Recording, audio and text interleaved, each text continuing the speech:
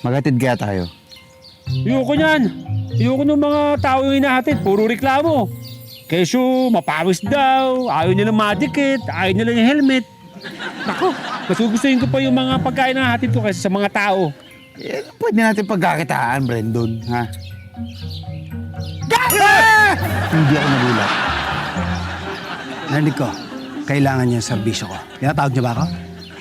Hindi naman namin tinawag pangalan mo, ah. Nakakagulat ka Oo naman. nga, hindi ko naman sinabi Rudy, pero nagulat ako talaga. Narinig ko, kailangan niya ng tulong. Kailangan niya ng racket. Kaya nandito ako para bigyan kayo ng kikitaan. Wow, bibigyan mo kami ng sideline. Yes! Hoy, dala na kami sa'yo, no? Ayaw na namin yung mga investment din. No? Naloko mo na kami dati. Hindi na maulit yun. Ako ba?